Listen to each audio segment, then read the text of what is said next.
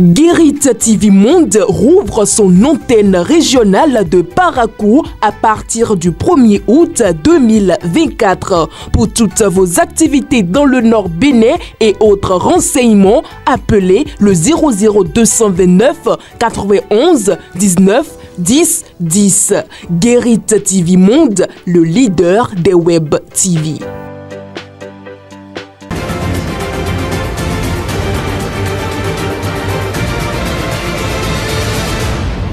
Guérit TV Monde, le leader des Web TV au Bénin. Bonsoir à toutes et à tous et merci de nous retrouver pour l'édition du soir sur Guérit TV Monde, le sommaire. Le parc W a de nouveau fait l'objet d'une violente attaque terroriste ce jeudi 25 juillet 2024 entre 7 et 9 heures du matin. Nous en parlons dans ce journal. Audience à la mairie de Porto Novo d'Andignamou, présidente de la Haute Cour de justice, a été reçue par la première autorité communale, Charlemagne Nyankoti. Le contenu de leurs échanges dans un instant. Et puis en interactualité, nous nous rendrons en Algérie pour parler de l'annonce de l'autorité électorale au sujet de la présidentielle anticipée du 7 septembre prochain. Voilà pour le sommaire.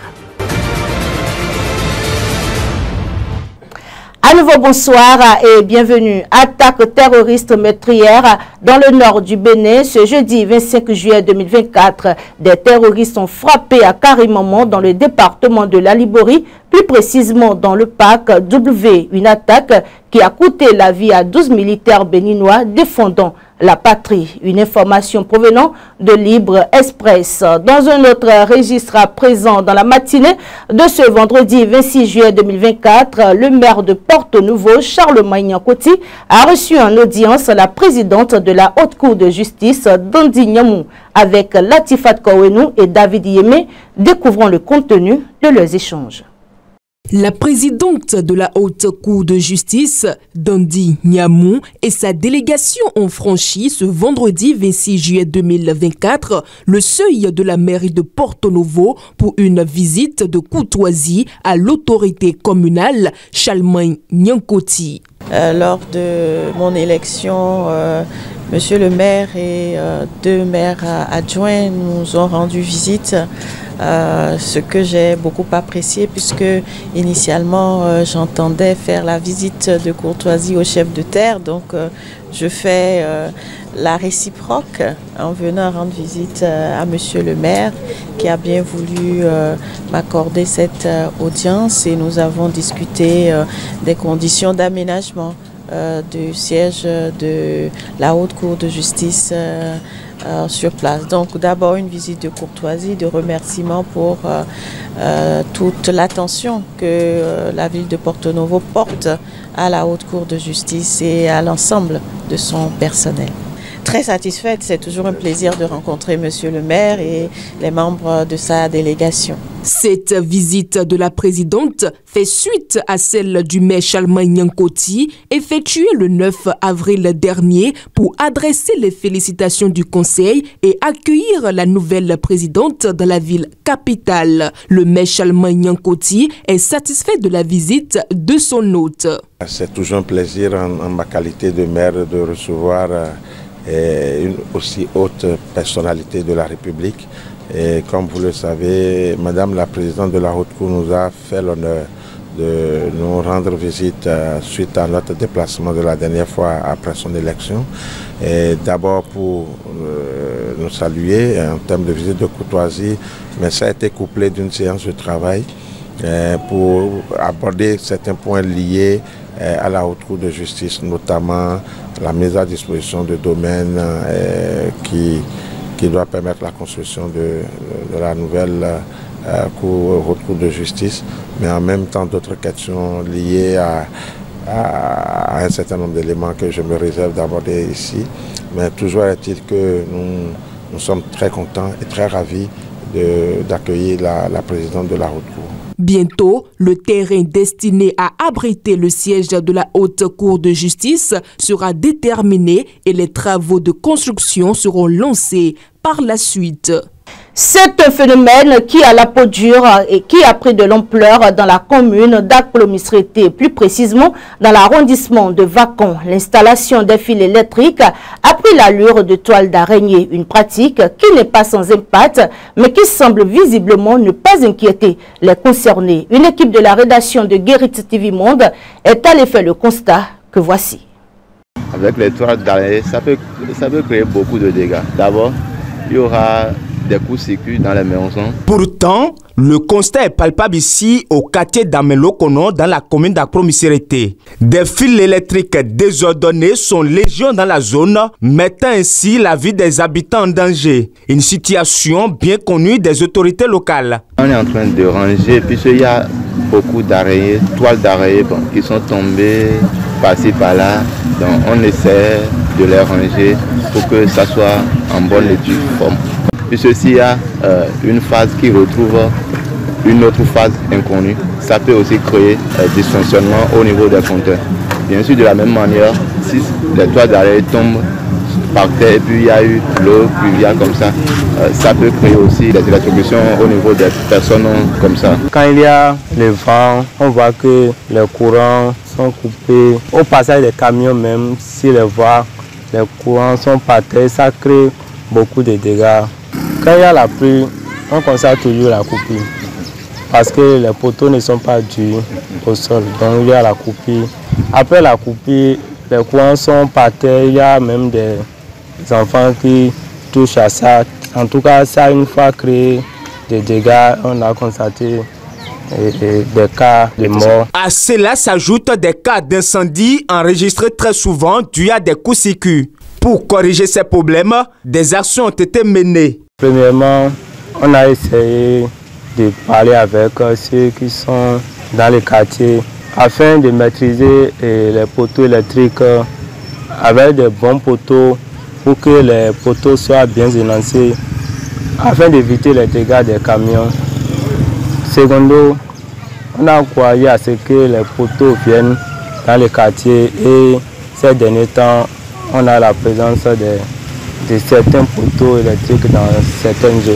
En attendant de trouver des solutions définitives, les populations sont invitées à faire preuve de vigilance. Toutes les zones n'ont pas encore l'accès à des poteaux. Si au moins, puisqu'on ne va pas refuser de ne pas utiliser des araignées, donc au moins d'utiliser des fils qui sont dans les normes aujourd'hui. On est obligé de demander à la population de revoir les poteaux électriques, d'améliorer ça quand même pour éviter ces dégâts, en attendant que les poteaux soient bien en place. Les autorités compétentes sont donc interpellées afin de corriger cette situation qui prévaut dans cette localité et met quotidiennement la vie des habitants en danger. Aujourd'hui, le monde entier célèbre la journée internationale de la protection de l'écosystème des mangroves. Quels sont les intérêts de protéger les mangroves? Quelles sont les stratégies pour leur protection? Autant de questions dont les réponses seront apportées ici par un environnementaliste. Les écosystèmes des mangroves qui sont souvent entre le continental et la mer, surtout dans les zones saumâtres, ces écosystèmes aujourd'hui sont en danger.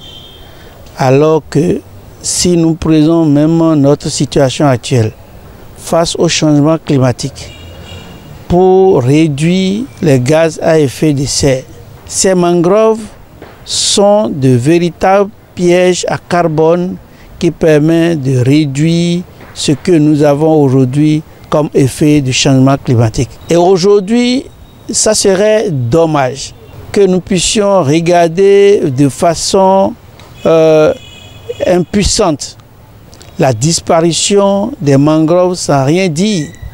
Ces mangroves constituent réellement un écosystème à protéger pour la conservation de la biodiversité aquatique. Il n'y a pas de hasard de retrouver, donc avoir une journée pour ça, c'est réfléchir pour voir, compte tenu de leur rôle, comment on peut les protéger de façon durable. Le Bénin a fait beaucoup d'efforts, mais comme des indisciplinés qui ne cherchent qu'à détruire la nature peuvent continuer, c'est aujourd'hui il est important que nous puissions agir.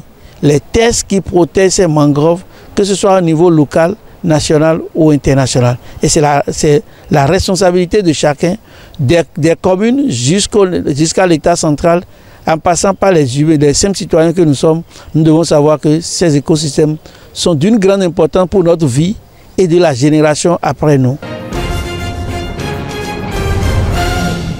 Hors de nos frontières, à présent en Algérie, l'autorité électorale a annoncé jeudi avoir accepté seulement 3 candidatures sur 16 pour l'élection présidentielle anticipée du 7 septembre prochain, dont celle du président sortant Abdelmadjid Tebboune, qui a le plus de chances de l'emporter et qui part favori. Les détails avec Latifat Kouenou. Le président Tebboune, âgé de 78 ans, avait annoncé le 11 juillet vouloir briguer un 2e mandat. Il est pour cela appuyé par 4 formations politiques, dont le FLN et le parti islamiste Al-Bina Abdelkader Bengrina. Pour les 2 autres dossiers retenus, il s'agit d'Abdelali Hassani, président du principal parti islamiste, le Mouvement de la Société pour la Paix, MSP, et de Youssef Aouchiche, chef depuis 2020 du Front des Forces Socialistes, FFS. Abdelali Hassani est un ingénieur des travaux publics âgé de 57 ans. Il préside le principal parti islamiste MSP. Le 3e candidat, Youssef Aouchiche, est un ancien journaliste et député de 41 ans qui dirige depuis 2020 le Front des Forces Socialistes FFS, un parti de l'opposition historique ancré en Kabylie. Le FFS a mis fin à un boycott des élections présidentielles qui a duré 25 ans. Cette confirmation de 3 candidatures définitivement retenues pour la présidentielle en Algérie n'est pas une surprise. Les prétendants devaient présenter au moins 600 signatures d'élus de différentes assemblées reparties dans 29 préfectures ou au moins 50 000 signatures d'électeurs inscrits avec au moins 1200 signatures par préfecture. Les 2 seules femmes candidates, l'avocate Zobida Assoul, avocate du Irak, et Saïda Nesga, qui dirige l'une des grandes organisations patronales, ont été rejetées. Cette dernière a annoncé qu'elle tentera un recours devant la Cour constitutionnelle. Je cite, « Je ne crains personne, j'arracherai mes droits par la force de la loi ». Fin de citation, a-t-elle déclaré. Selon l'autorité électorale, ces 2 candidates n'ont pas recueilli le nombre de parrainages nécessaires. Une fois les recours épuisés, la campagne électorale débutera le 15 août pour se terminer 3 jours avant le scrutin prévu le 7 septembre.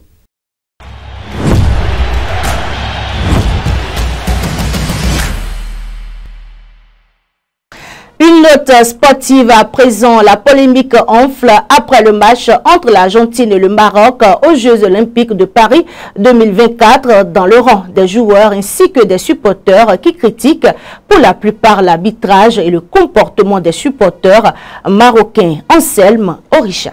Eh bien oui, la fin du match de mercredi entre l'Argentine et le Maroc qui s'est soldé sur 1-2 aux Jeux Olympiques de Paris 2024 a été marquée par une confusion sans précédent, laissant des joueurs et des supporters dans un état de frustration totale. Après une égalisation controversée de l'Albi Céleste à la 90e minute de temps réglementaire, plus 16 minutes de temps additionnel, suivi d'une suspension de match de près de 2 heures, l'arbitre suédois Glenn Nyberg a finalement annulé le but pour hors-jeu et ordonné la reprise du jeu pour quelques minutes, scellant ainsi la victoire du Maroc. Cette décision a provoqué une réaction explosive chez les Argentins, y compris ceux qui suivaient le match à la télévision. À l'image de Lionel Messi, l'international Nicolas Tagliafico a exprimé son indignation de manière virulente sur les réseaux sociaux. En quittant ce cirque, allons-nous parler de de la raison pour laquelle elle a été suspendue ou allons-nous continuer à être stupides? Si cela avait été l'inverse, je ne peux même pas imaginer ce qu'il dirait,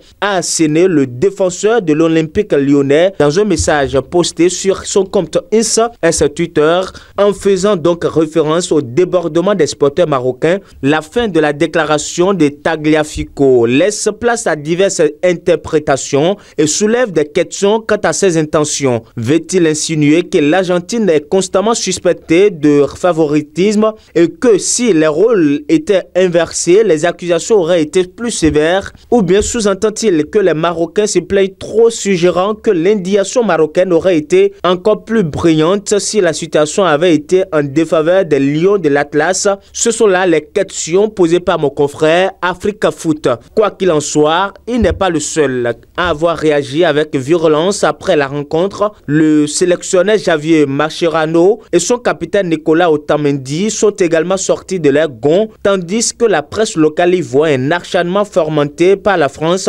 suite au contentieux entre les deux sélections, dont même Leandro Paredes et Messi, qui ne sont pas de l'aventure, ont été offusqués du scénario de cette fin de rencontre qui n'a sans doute pas fini de faire jaser. C'est tout pour ce soir, mesdames et messieurs. C'est un plaisir d'avoir été en votre compagnie. Très bon week-end à vous et à lundi, si Dieu le veut.